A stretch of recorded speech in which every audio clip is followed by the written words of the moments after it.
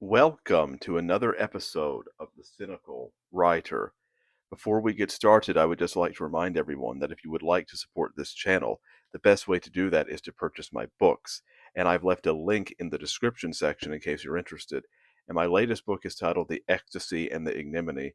It's somewhat a combination between Anna Karenina, A Tale of Two Cities, and a little of Crime and Punishment. Um, and it's written in a style that's similar to Shakespeare, Melville, Dickens, Hawthorne, and so forth. So, the topic for today, though, is should writers have a day job? Well, to be perfectly honest, I actually believe that work, when it's compelled, when it's work or starve, that that is a form of slavery.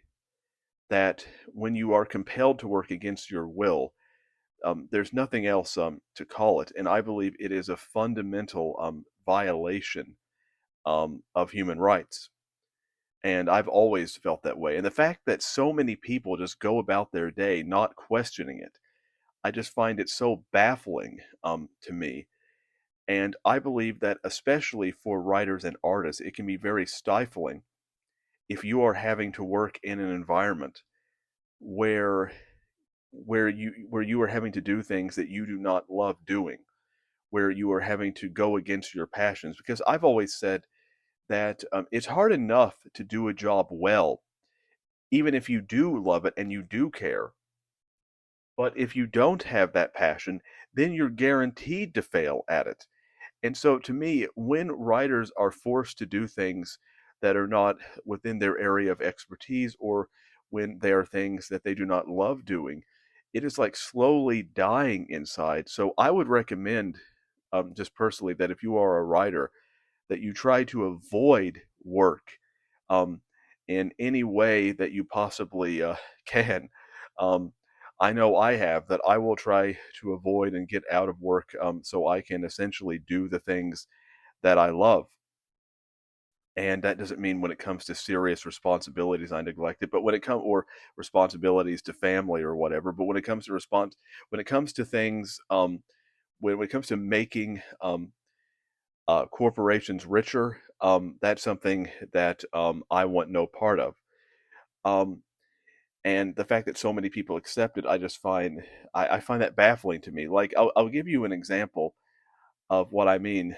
Like, take an example like slavery, for example, any kind of slavery, ancient slavery, just not one specific kind, but let's say you had a slave who decided said to his master one day, um, "I don't want to work anymore. I'm not going to." And the master, instead of beating him, says, "Okay, then I just won't give you any food." Now, because of that, the slave obviously has to survive, so he asks other slaves to give him food. But they say, "Well, if you were, why are you sponging off us? If you were to work, then the master would give you food." But the problem with that is that it doesn't matter because it's a fundamental violation. But at the same time, the slave doesn't want to starve, and so he has. So in a situation like that, if he doesn't want his rights violated, what other choice does he have in such a matter? He has no choice.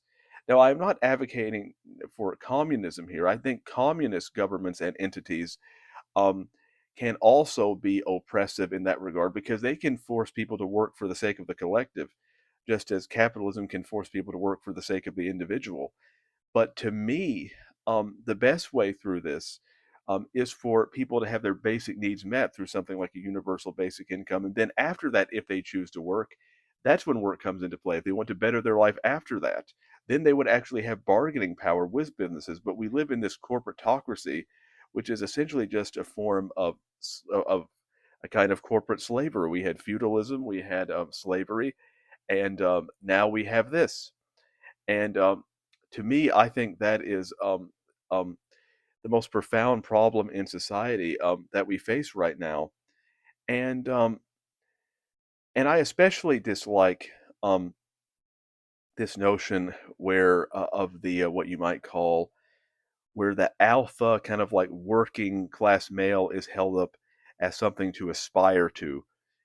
like, he's works hard, blah blah blah blah blah, and the intellectuals, they are the lazy ones who don't want to work. But to me, that's just propaganda, holding up someone who is essentially just a cog in the machine, a slave in the machine, while ridiculing true intellectuals who are critical of the system. It's entirely that comes entirely from propaganda.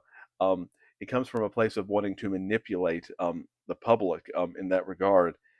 Um, and now, in many ways, I am very fortunate in the sense that that my family isn't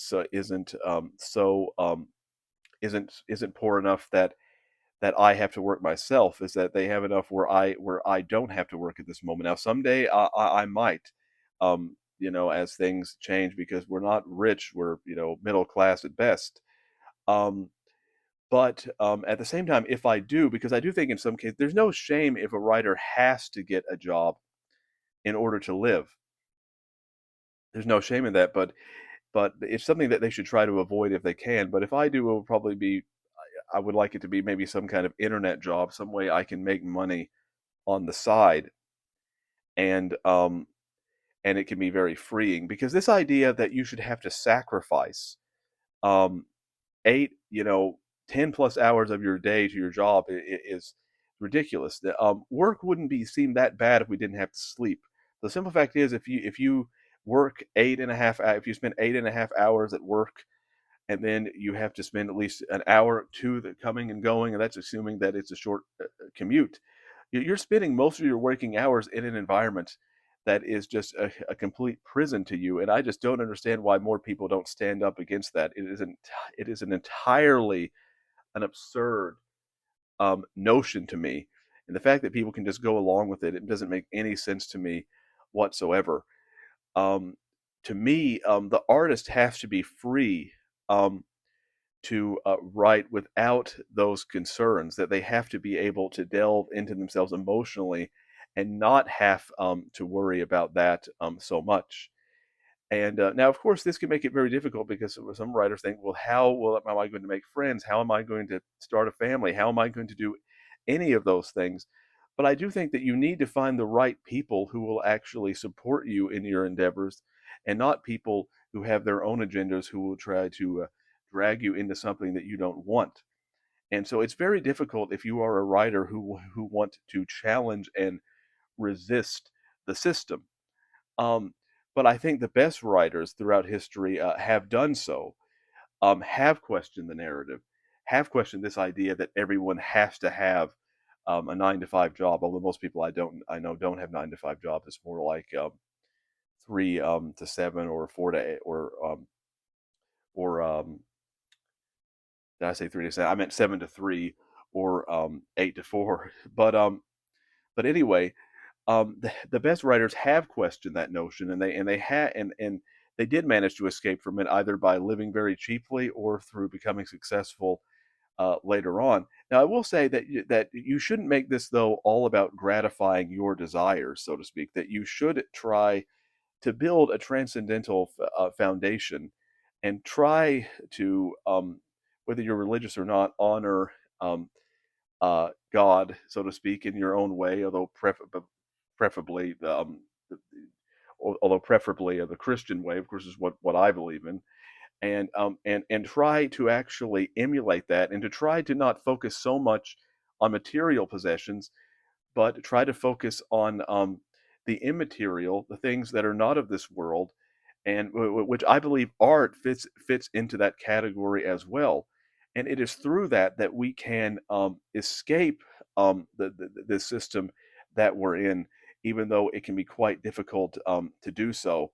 And so I would recommend that all writers try to find a way out of this system, um, and to not yield to it, even though in some cases they may have to yield to it temporarily. So I hope you enjoyed this video. Again, my books are linked in the description section. And until next time, goodbye.